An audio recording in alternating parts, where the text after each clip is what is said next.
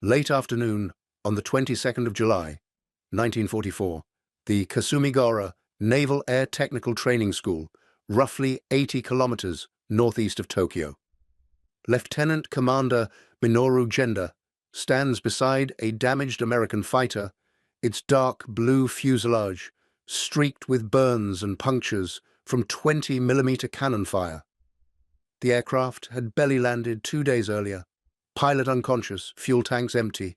Genda's ground crew had worked through the night to patch holes, fabricate replacement panels from scavenged aluminum, and coax the massive radial engine back to life.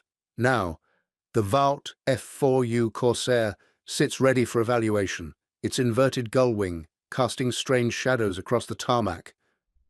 Genda circles the machine slowly, notebook in hand. He has flown nearly everything in the Imperial Japanese Navy's inventory. He knows the Zero inside and out, understands the Raiden's brutal power delivery, respects the Shiden's temperamental handling. But this American fighter represents something different, something his engineers have been warning him about for months, but he has not yet confronted directly. The technical specifications recovered from the pilot's emergency manual tell an impossible story. 2,000 horsepower at takeoff, 2,400 with water injection for combat emergency, from a single 18-cylinder radial engine displacing 46 liters. Japan's most powerful production fighter engine, the Nakajima Homura, produced 1,900 horsepower on paper, 1,600 in the field with worn components and substandard fuel, and the Homura was proving a maintenance disaster, requiring complete teardowns every 50 hours. If you're enjoying this deep dive into the story, hit the subscribe button and let us know in the comments from where in the world you are watching from today. Genda orders the engine start. The propeller swings through compression. Once, twice. Then the Pratt Whitney R-2800 double wasp catches with a roar that shakes the ground. Not the high-pitched scream of a Zero Sakai. Not the labored thunder of a Raiden's Kase. This is something else entirely. A deep, sustained bellow of raw mechanical force, the sound of an engine operating well within its design margins, burning fuel with brutal efficiency, converting gasoline into thrust without strain. In that moment, as the Corsair's prop wash kicks dust across the flight line, Genda understands what his superiors have been refusing to accept. The technological gap between Japan and America is not narrowing, it is widening. And nowhere is that gap more visible than in the massive radial engine that now idles before him, its 18 cylinders breathing easily, its exhaust notes steady and confident.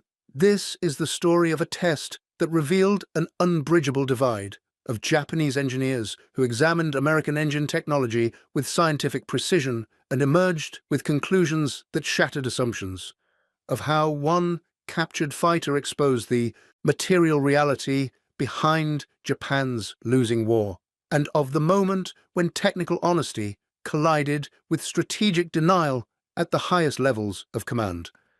To understand what Genda saw in that Corsair, we must first understand where Japanese engine development stood in the summer of 1944. The road to technological defeat began not on the battlefield, but in the design bureaus and testing facilities where Japan's aviation industry struggled to match opponents who operated under entirely different constraints. In 1937, as war clouds gathered over China, Japanese aircraft enjoyed genuine advantages. The Mitsubishi A-5M fighter was faster than anything the Chinese could field. The Nakajima Ki-27 combined speed with the legendary maneuverability that would define Japanese fighter doctrine. Engines like the 900 horsepower Nakajima Sakai and the 1,000 horsepower Mitsubishi Zuisei were reliable, fuel-efficient, and adequately powerful for the missions they supported. Japanese designers had made conscious trade-offs: lightness over protection, maneuverability over firepower, range over ruggedness. These choices reflected both strategic requirements.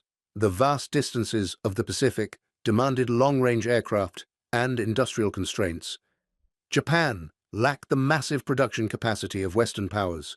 Better to build many simple, effective fighters than few complex ones. The Sakai engine exemplified this philosophy. 14 cylinders in 2 rows, 27.9 liters of displacement, 940 horsepower at takeoff, dropping to roughly 820 at altitude. It weighed 530 kilograms, remarkably light for its output. The engine ran on 87-octane fuel, required minimal maintenance, and operated reliably for hundreds of hours between major overhauls. Mounted in the Zero fighter, the Sakai created a revelation, an aircraft that could escort bombers all the way to Chungking and back, that could turn inside any opponent, that could climb rapidly and fight effectively at 20,000 feet. In the early battles over China, the A6M0 compiled kill ratios exceeding 10 to 1. Japanese pilots became convinced they flew the finest fighter in the world. They were wrong. But the illusion would persist until confronted with overwhelming material evidence. The strategic problem emerged slowly. Japan's war economy produced roughly 7,000 aircraft in 1941. The United States built nearly 20,000 that same year, and American production was just beginning to scale. By 1942, as Japan expanded across the Pacific, American factories delivered 47,000 aircraft. 1943 brought 86,000, and 1944 would see over 90,000 American aircraft roll off assembly lines. The quantitative advantage was crushing, but quantity alone does not explain the Corsair sitting on the tarmac at Kasumigaura.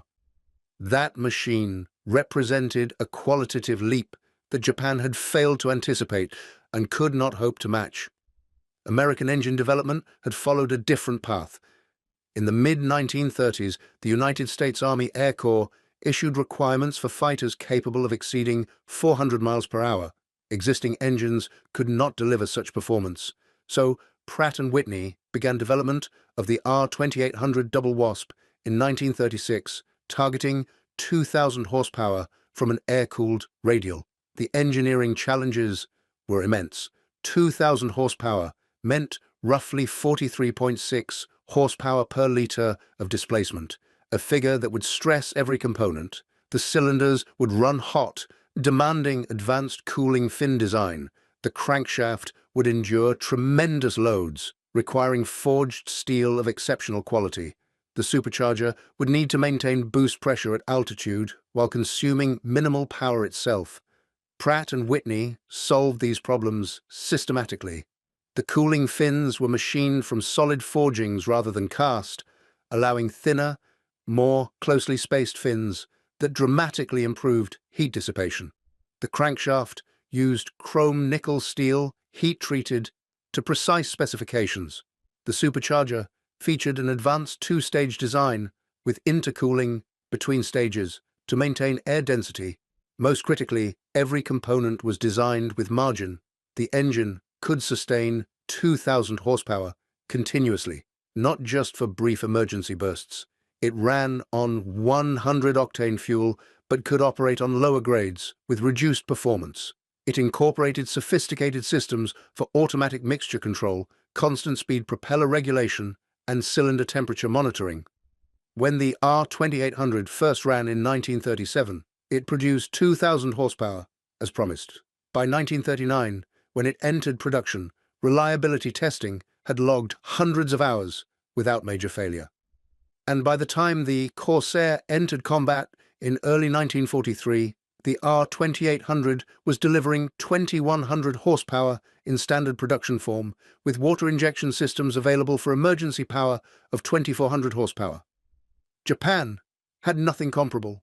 The closest equivalent, the Nakajima Homar, attempted to match American output from a smaller package, 35.8 liters displacement, 18 cylinders, target output of 1,900 horsepower at sea level, 1,800 at altitude. The Homar represented Nakajima's most ambitious design. It employed technology learned from German advisors and from careful study of American engines. The compression ratio was high, demanding high-octane fuel. The cooling fins were thin and closely spaced. The supercharger used a two-speed drive for better altitude performance. On the test stand, Under ideal conditions, with skilled technicians and premium fuel, prototype Hamaris reached design specifications. In service, they collapsed. The tight tolerances that promised high specific power also meant that any manufacturing defect, any contamination in the lubricating oil, any slight deviation in fuel quality would cause rapid deterioration. Cylinder heads cracked after 30 hours. Pistons seized, bearings failed.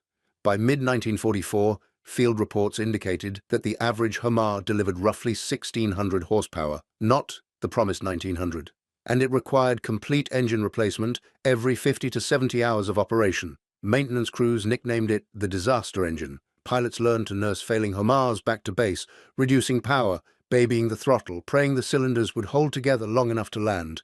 The Nakajima Ki-84 Frankfighter, designed around the Hamar, spent as much time grounded for engine repairs as in combat. The material constraints behind this failure were stark. Japan's steel production in 1944 totaled roughly 7 million tons. The United States produced 89 million tons that same year. Japan lacked nickel for heat-resistant alloys, cobalt for high-temperature steel, molybdenum for high-strength forgings. Substitute materials performed adequately in laboratory conditions, but degraded rapidly under combat stress. The human dimension was equally critical. By 1944, Japan's skilled workforce was depleted. Experienced machinists had been conscripted for the army. Precision work fell to hastily trained teenagers and conscripted labor. Quality control, never rigorous by Western standards, effectively disappeared. Engines left factories with improperly torqued bolts, contaminated lubricants, and misaligned components. Meanwhile, American production operated on an entirely different scale with entirely different standards. A single Ford Motor Company plant at Dearborn, Michigan, built more than 57,000 R-2800 engines during the war years. Each engine underwent 100 hours of bench testing before installation. Rejection rates for defective components ran below 1%. The supply chain delivered materials of consistent quality, tolerances held within design specifications. This was the context when the damaged Corsair arrived at Kasumigaura in July of 1944. Japanese intelligence had reports about the F4U. They knew it was fast, roughly 410 miles per hour at altitude. They knew it carried 6 50 caliber machine guns with abundant ammunition.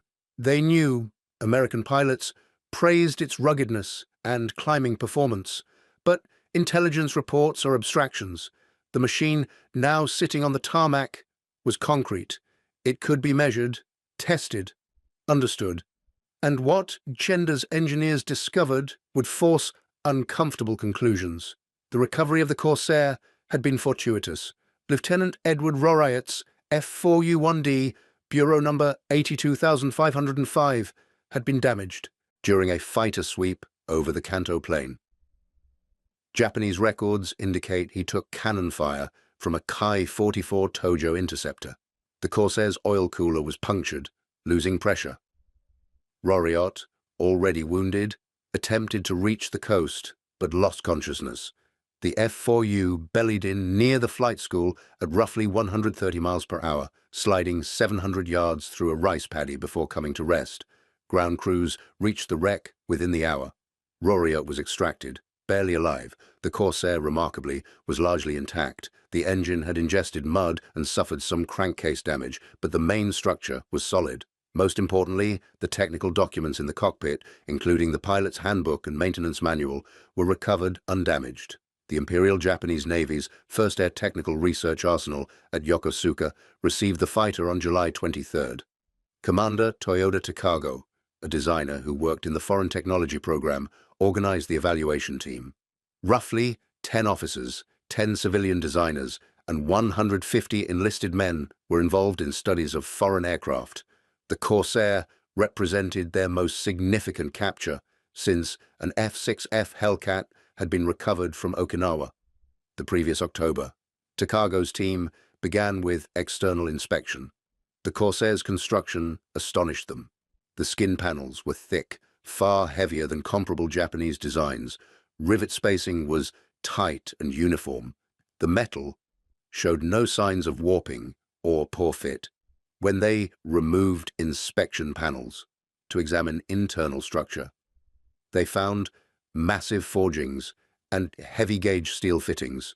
The wing spars were built like bridge girders. One engineer wrote in his notes, "Extremely strong construction. No attempt to minimize weight. Everything is robust, overbuilt by our standards.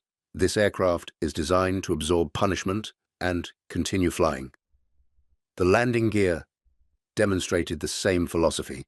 The main struts were 35mm diameter steel, heat-treated to high-strength specifications. The hydraulic actuators were sealed units, protected from contamination. When inspectors removed hydraulic fluid for analysis, they found it clean and properly specified. Even after combat operations and a belly landing, the system showed no degradation. But the true revelation waited in the engine compartment, when the cowling panels came off, exposing the Pratt and Whitney R-2800. Even experienced engineers stopped and stared. The radial was massive, 54 inches in diameter at the crankcase, 18 cylinders arranged in 2 rows of 9. Each cylinder head sprouted cooling fins like metal feathers, precisely machined, densely packed. The crankshaft, when extracted for inspection, weighed over 180 kilograms by itself. It was forged from a single billet of chrome nickel steel, heat-treated in multiple stages, then precision ground. The Japanese team photographed it extensively, measuring dimensions, examining the surface finish, marveling at the quality. The cylinder barrels used nitrided steel, a surface treatment that hardened the bore to resist wear while maintaining internal ductility.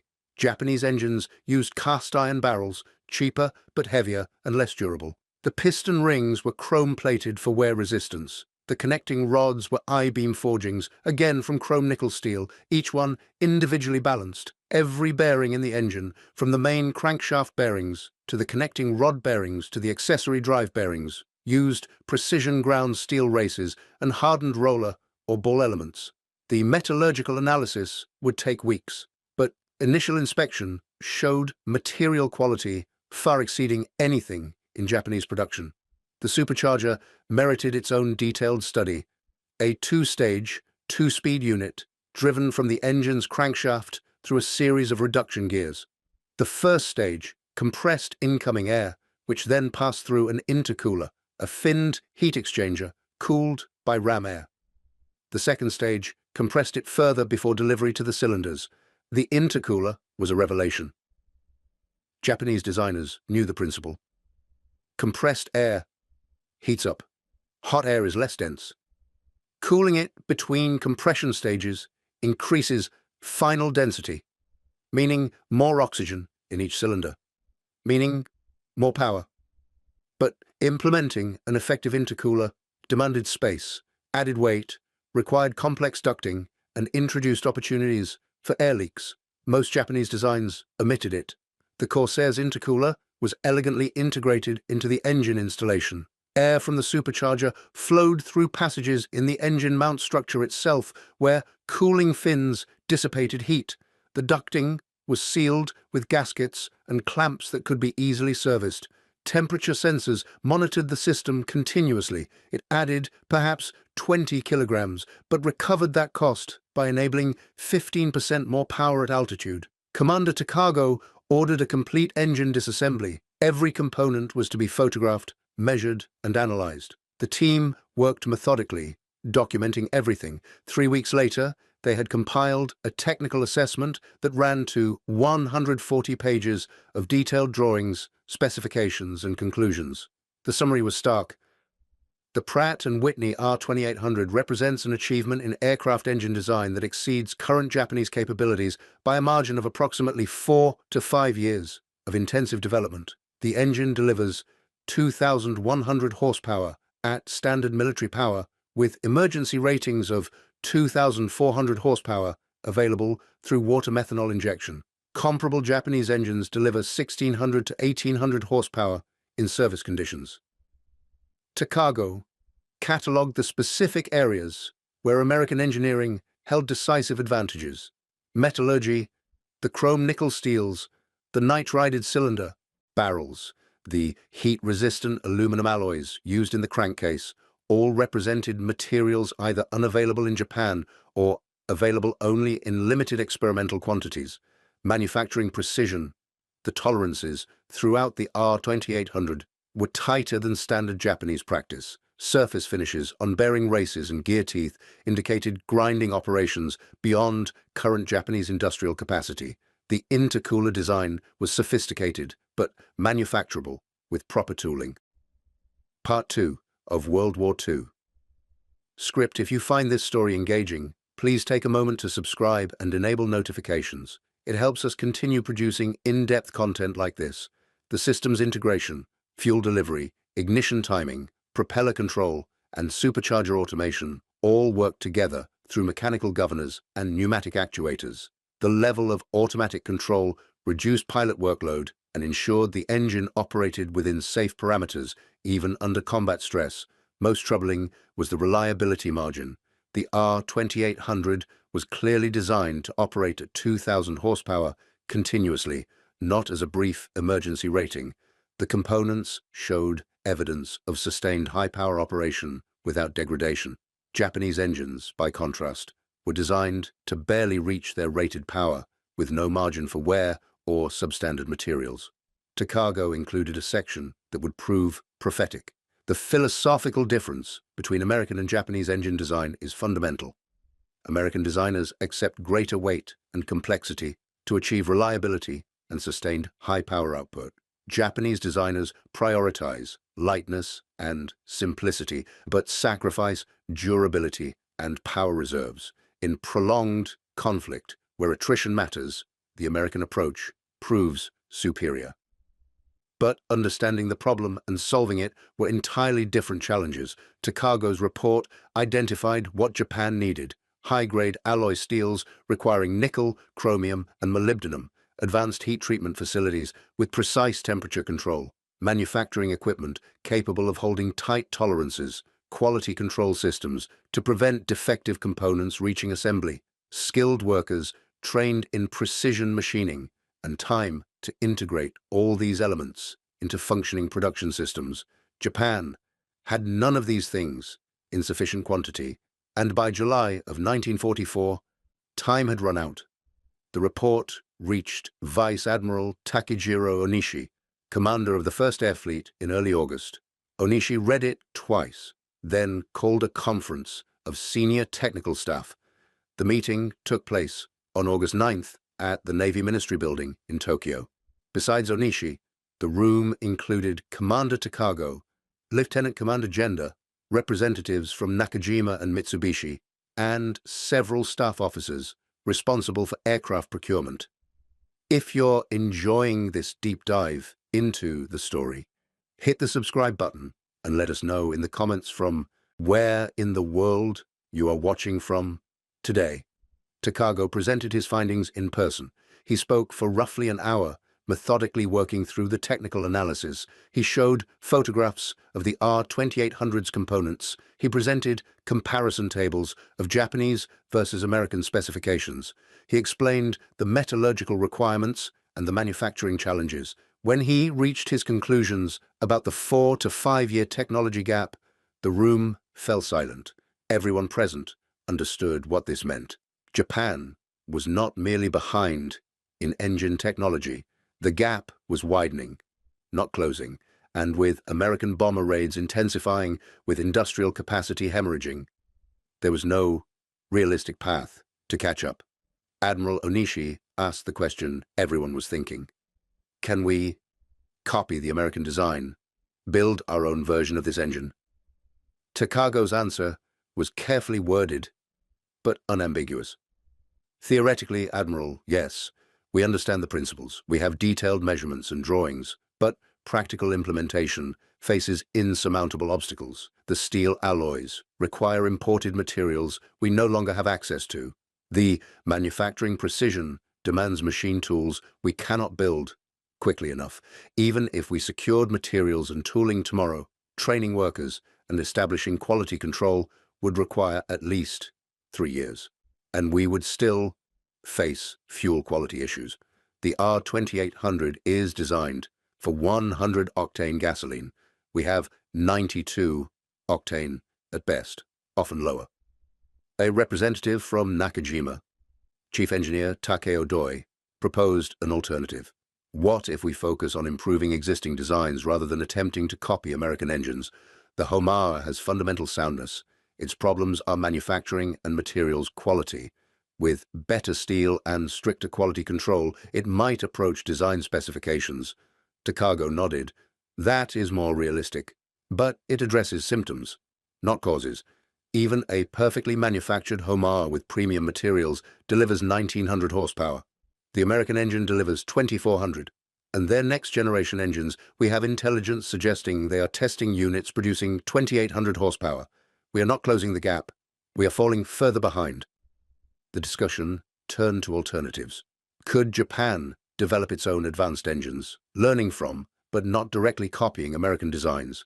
Could different approaches, more compact engines, liquid-cooled designs, even early turbojets, offer shortcuts around the material limitations? Each proposal met hard realities. Development required time measured in years. Testing demanded resources that were being consumed by daily attrition. Production needed industrial capacity that was being systematically destroyed by B-29 raids. And underlying everything was the material deficit. Without high-quality steel, without precision machine tools, without skilled workers, Japanese engines would continue underperforming. Lieutenant Commander Genda, who had flown the captured Corsair by then, offered a pilot's perspective. The performance difference is even more dramatic in the air than on paper. The Corsair accelerates like nothing we have. It climbs at over 3,000 feet per minute. At altitude, where our fighters struggle, it remains responsive and fast, and the pilot sits behind armor plate in a reinforced cockpit. Our pilots fly fighters made of wood and fabric, unarmored, knowing any hit could be fatal. The psychological effect is considerable. Genda's flight test had occurred on August 5th. Engineers had repaired the damaged Corsair sufficiently for cautious evaluation. Genda performed 3 flights, totaling roughly 2 hours of airtime. He explored the aircraft's handling characteristics, tested the control responses, pushed the speed up to 350 miles per hour, and attempted mock combat maneuvers. His written report described the experience with clinical precision. Takeoff requires attention to torque, but is straightforward. The engine delivers smooth power. Climb rate is exceptional. Roughly 3,200 feet per minute at sea level, the aircraft feels heavy but responsive. Control forces are moderate, heavier than a Zero but lighter than a Raiden. At altitude, the Corsair's advantages become overwhelming. Above 6,000 meters, where Japanese fighters begin losing performance, the Corsair remains strong. The supercharger maintains power. Speed stays high. In mock pursuit of imaginary opponents, I could maintain or increase speed in climbs, something impossible in our fighters. The combat radius implications are severe. With drop tanks, the Corsair has sufficient fuel for over 2 hours of combat operations at extended range. Our fighters must conserve fuel carefully. The Zero can match the Corsair's range, but not its performance. The Raiden has performance, but not range. The Corsair provides both. Genda's conclusion was blunt. In combat, between a well-flown Corsair and any Japanese fighter currently in service, the American pilot holds every advantage except turning radius. He is faster, climbs better, has more firepower, and sits protected behind armor. If he chooses to fight, he will likely win. If he chooses to disengage, we cannot catch him. This aircraft represents the future of fighter aviation. We are flying relics of the past. Admiral Onishi read these reports with the expression of a man watching his worst fears confirmed. He had commanded naval aviation throughout the war. He had seen Japanese air power decline from dominance to desperation. He had watched skilled pilots replaced by hastily trained boys. He had ordered attacks knowing most would not return. And now, The technical assessment proved what battlefield experience had been teaching. Japan had lost the technological race decisively. But Onishi faced a dilemma. As a senior commander, he could not publicly admit defeat. Military culture demanded confidence, aggressive spirit, willingness to overcome any obstacle through fighting spirit. Technical reality might say the war was lost, but duty required fighting on until ordered to stop. In private, Onishi was more honest. In a conversation with his chief of staff recorded in post-war interviews, he spoke frankly. The Corsair is merely one example. The Hellcat is similar, the Thunderbolt even more formidable with its turbocharger. Every month, American aircraft arrive with better performance. Ours decline as materials degrade and skilled workers disappear. We are bleeding experienced pilots at an unsustainable rate.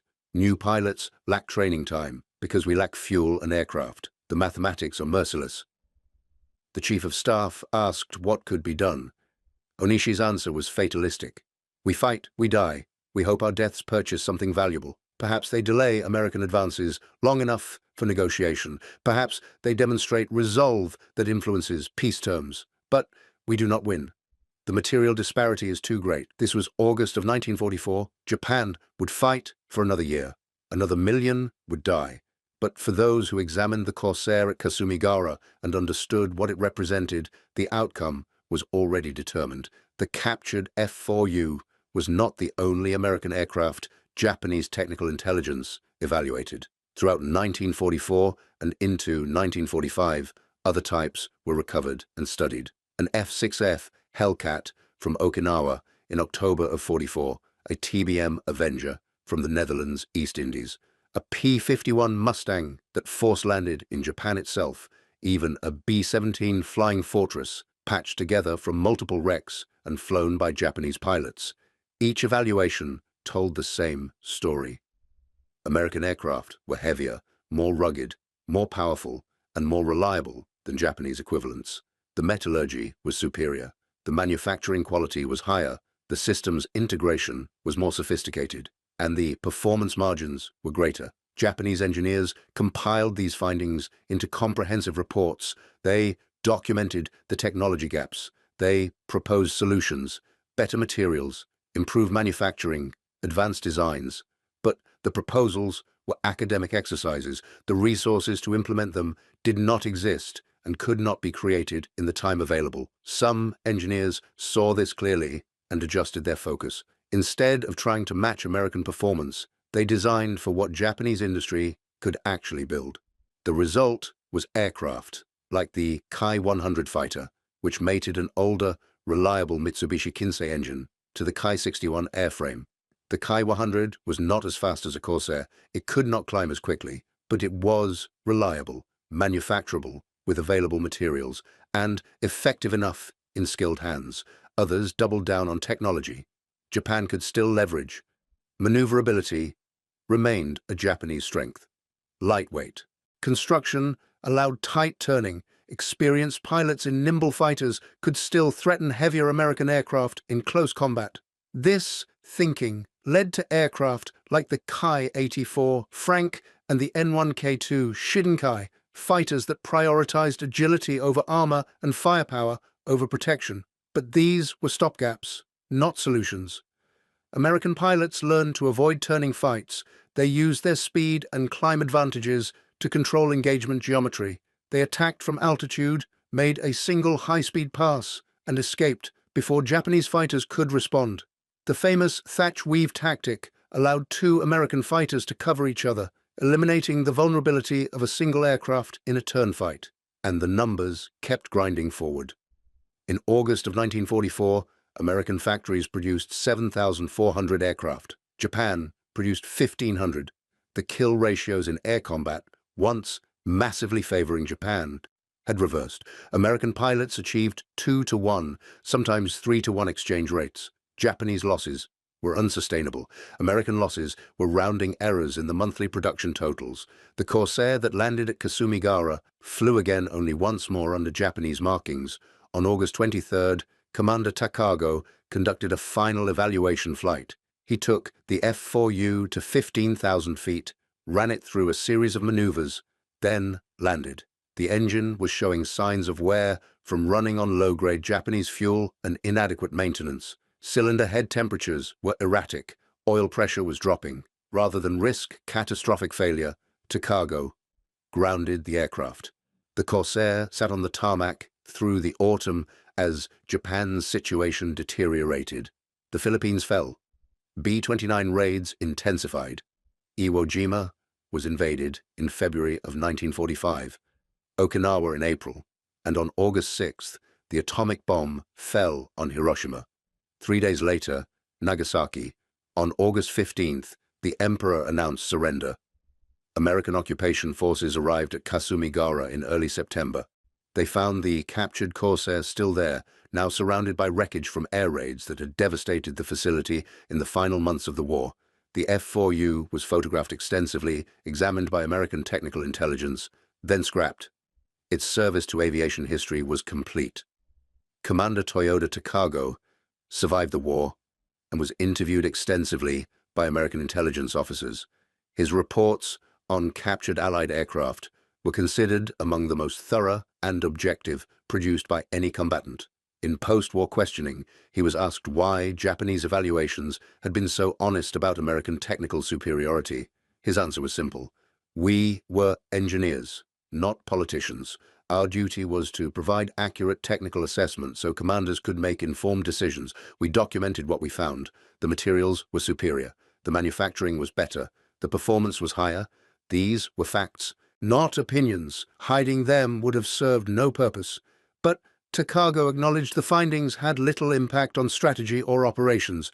By 1944, Japan's course was set. We lacked the resources to close the technology gap. We lacked the time to develop new approaches. We lacked the industrial capacity to implement changes. The evaluations documented our defeat. They did not prevent it. Lieutenant Commander Genda, the pilot who flew the Corsair, also survived and had a distinguished post-war career, eventually rising to become Chief of Staff of the Japan Air Self-Defense Force. In interviews decades later, he reflected on that flight in August of 1944. Flying the Corsair was like looking into the future. Everything about it spoke of industrial might and technical sophistication. The engine ran so smoothly, the systems worked so reliably, the controls felt solid and confident. I thought about our pilots, flying fighters with half the power, no armor, unreliable engines, knowing they faced aircraft like this. It required tremendous courage, or perhaps it required not fully understanding the odds. Genda was asked if the Corsair flight changed his view of the war. It confirmed what I already suspected. We were not going to win through superior technology or industrial capacity. Our only hope had been to strike early, inflict maximum damage, and negotiate from a position of temporary strength. But we had failed to achieve decisive victory in 1941 and 42. By 44, the material imbalance was fatal. The Corsair was simply one very visible manifestation of that imbalance. The R-2800 engine that powered that captured Corsair represented more than just superior horsepower. It embodied a completely different approach to engineering and manufacturing. American designers built in margin, accepting extra weight for reliability and sustained performance. American factories emphasized quality control, rejecting imperfect components, even if it slowed production. American metallurgy provided materials that maintained properties under stress, and the American economy supported all of this with resources Japan simply could not match.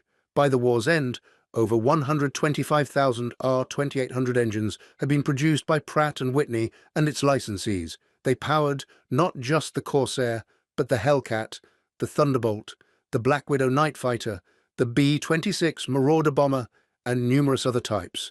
The engine served into the 1960s in some applications. Its reliability became legendary. Japan's Nakajima Homar, by contrast, was produced in quantities around 18,000 units. It powered the Ki-84 Frankfighter, the B-6N Tenzan torpedo bomber, and a few other types. Its unreliability became equally legendary. Mechanics cursed it, pilots feared it, and when Japan transitioned to post-war aircraft development, the Homar design was abandoned completely in favor of licensed American engines. The story of the captured Corsair is ultimately not about one fighter or one engine. It is about the collision between industrial realities and military necessity. Japan entered the war knowing it faced material disadvantages. Japanese planners counted on superior training, better tactics, and fighting spirit to compensate. For a brief period in 1941 and early 42, when Japanese pilots were experienced and American forces were unprepared, that calculation seemed to work. But war is ultimately a contest of industrial capacity and technological sophistication. The side that can produce more aircraft with better performance and replace losses faster will prevail if all other factors are remotely equal. By 1944, all other factors were not equal. American pilots were well trained, American tactics were refined, and American industrial capacity was overwhelming. The Corsair at Kasumigaura was simply one data point in a comprehensive pattern. Japanese engineers examined it, documented its superiority, and reported their findings to commanders who could do nothing with the information. The war continued because honor demanded it, because surrender was unthinkable, because the institutional momentum of a massive conflict could not be stopped by technical assessments. But the engineers knew. They knew in July of 1944, when they measured the R-2800's components. They knew when they calculated the power-to-weight ratios. They knew when they analyzed the metallurgy. They knew when they read Genda's flight test report. They knew the war was lost, even if that knowledge could not be spoken openly. In the decades after the war, aviation historians debated what might have happened if Japan had made different technical decisions. What if Japanese designers had prioritized engine development over airframe refinement? What if industrial resources had been concentrated on fewer, better designs instead of scattered across many mediocre ones? What if Japan had copied German jet technology earlier or focused on high-altitude interceptors for homeland defense? These questions are counterfactuals without clear answers. But the captured Corsair suggests the fundamental problem was not design choices or strategic priorities. It was material capacity. American industry produced the steel, aluminum, and alloys that Japanese industry could not. American factories maintained quality standards that Japanese factories could not sustain. American workers possessed skills that Japanese workers, often conscripted teenagers, had not developed. Technology gaps can be closed with sufficient resources and time. Japan lacked both. The 4 to 5 year estimate in Takago's report assumed Japan could obtain necessary materials, train adequate workforce, and establish quality manufacturing processes. But Japan was being bombed, blockaded, and systematically dismantled. The 4 to 5 years might as well have been 40. Admiral Onishi, who read the Corsair evaluation in August of 1944, would later organize the first systematic kamikaze attacks in October of that year. The logic was brutal, but consistent with the material realities he understood. If Japanese aircraft could not defeat American fighters in combat, and if Japanese pilots lacked the training and experience to survive prolonged engagements, then perhaps suicide attacks bypassing conventional combat could inflict losses that mattered. The kamikaze campaign killed thousands of American sailors and damaged hundreds of ships, but it did not alter the war's trajectory. It simply consumed Japan's remaining pilots in suicide missions that achieved tactical damage while surrendering any hope of recovering air superiority. Onishi knew this, but by autumn of 1944, no good options remained. Only choices between different forms of inevitable defeat. The engineers at Yokosuka who examined the Corsair understood this months before Onishi organized the Kamikaze Corps. They saw it in the precision of American manufacturing. They measured it in the specifications of American engines. They calculated it in the performance margins that separated the R-2800 from the Hummer. And they documented it in reports that remain in archives today, technical epitaphs for a lost war written by men who knew the truth but could not change it. Today, more than 80 years after that Corsair belly landed near Kasumigaura, we can examine the historical record with dispassion that was impossible in 1944. The technical assessments were accurate. The Pratt Whitney R-2800 was indeed a superior engine. The manufacturing quality was indeed higher.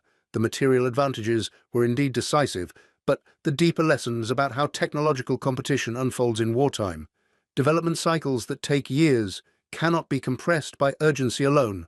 Manufacturing infrastructure cannot be created overnight. Skilled workforces cannot be trained in months, and material deficiencies cannot be overcome by fighting spirit, no matter how intense. The Japanese engineers who examined the Corsair did their duty. They documented reality accurately. They provided honest assessment to commanders, and they watched as that reality unfolded exactly as their analysis predicted, not because commanders ignored their findings, but because the findings described a situation beyond Japan's power to change. The Corsair flew away from that encounter, symbolically at least, to continue dominating Pacific skies for another year. The Japanese engineers returned to their design bureaus to continue working on aircraft they knew were obsolete before completion, and the war ground forward to its inevitable conclusion, delayed by courage and sacrifice, but ultimately determined by the material factors that captured Corsair represented so completely. When the surrender came in August of 1945, few were surprised who had examined the technical evidence. They had known since July of the previous year, since the moment they measured the R-2800 cylinder barrels and calculated the power output and understood what it meant. The war was over then. It just took another year and another million deaths for the fighting to stop. Thank you for watching. For more detailed historical breakdowns, check out the other videos on your screen now, and don't forget to subscribe.